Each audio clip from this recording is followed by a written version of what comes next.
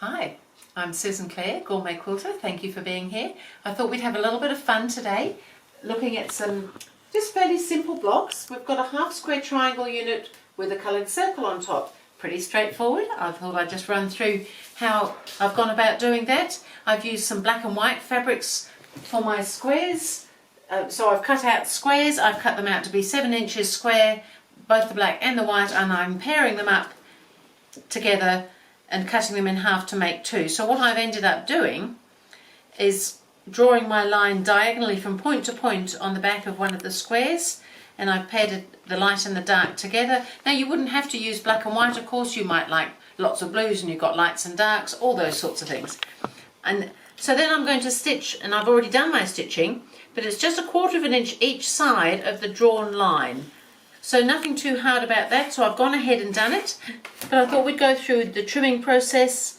So what I'm going to do now is I've got 1/2 an inch between my two sewing lines, and I've got a line that I've drawn up the centre. So I'm going to cut on that diagonal line up from point to point. And what I will have now, because I had done the stitching either side, is 2 half square triangle units. So they need to be pressed. So I've got the trusty iron here.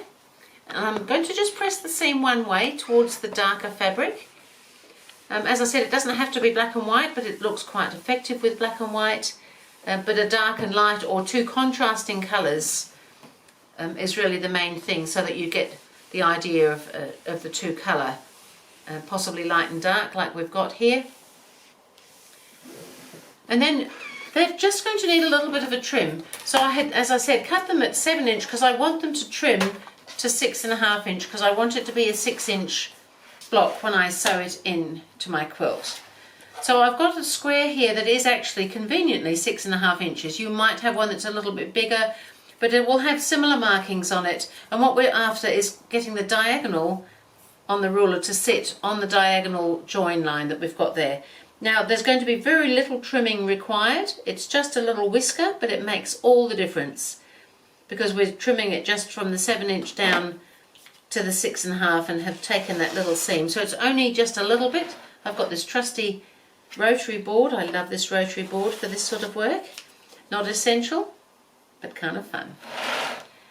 And then so you just want to keep the diagonal line of the ruler on the diagonal stitch line every time you do a cut. So if it moves when you're turning things, that's fine. Just make sure you put it back, and each corner will end up having that diagonal point right into the corner. And as I said, it's only just a tiny little bit that we're trimming off, but it does make all the difference. It's worth doing.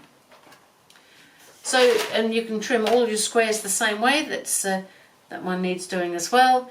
So now I've got my half square triangle unit, and it's looking pretty good, but perhaps a little uninteresting. And then I had this pile of circles. These have all got fusible web on the back that I thought would be kind of fun to put on top of these black and white, as you can see behind me. So I'm going to go ahead and iron them on. I'm not going to stitch them at the moment. You could applique them once they're ironed on if you wanted to, but I probably would, with something like this, I would probably do the applique as I'm doing my quilting. So I would put all my quilt blocks together, and then I would do the applique stitching in with my quilting. So what I'm doing at the moment is just finger pressing halfway in both directions, so that I find out where the centre is of my block, so that I can position this in the centre. So you might want to do the same thing with the circle, fold it in half and finger press it, and again, and we'll take the paper off the back, and hopefully you can still see your finger pressed lines, so that when we sit this on, the ones going top and bottom will line up, and the ones going side to side should line up.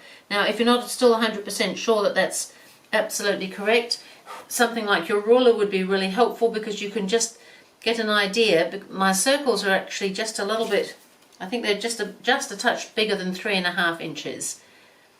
But I should have something close to 1.5 inches at each side beyond the circle there, and also here, because it's sitting in the centre, so I've actually got it a little bit, just a touch one way. So it's looking pretty good. I'm just going to iron that in place now. And as I said, it would be ready now for you to do the applique stitching if you wanted to do that, or leave it and do it in with your quilting as I would do. So then you can have a whole lot of fun, because it's these half light and half dark kind of blocks. We could have them, set them on point so that they're on that sort of diagonal setting with all the dark bits below perhaps. You can do something like I've done up here so that you've got the half dark to one side and the light to the other side. Of course, there's lots of different ways when you've got these half and half squares, because you can turn everything around and we'll get there. Have a lot of fun with the layout, because there's so much you can do. So we could start off with something like a light square or the dark in the centre with your colours. Now I've used some bright colours. You might think that they're a little bit too bright for you, or you've got some other fabrics that you want to cut up that are not quite so bright. That's fine. You have your own colour schemes that you like. Also, I have got, just to show you, just some completely not bright colours here. And even though I've ironed these ones on, you'll get a bit of an idea. If I just lay these on, you could have a much more monotonal, more subtle sort of quilt. If you just put even just the greys and maybe go into slight bluey colour or something like that, it changes the look of everything just by changing the circle colour. Now you could put the circles in a certain pattern, you could put, there's so many things, it's just so playable, it's wonderful. And we can have these diagonal lines coming out this way, just by turning around your half squares. Because of the light and dark, it just throws up so many possibilities. We'll just pop a couple more up so that you can see. So, I put this one here. So I think you're getting the hang of how that can just move around now. And as I said, you could do your coloured circles could be in a particular pattern, they could be random, they could be different size circles.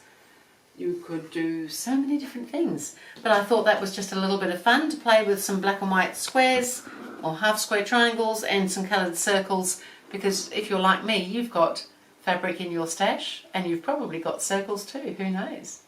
And so that was just a great idea, I thought, for using up some of those fabrics. Thank you.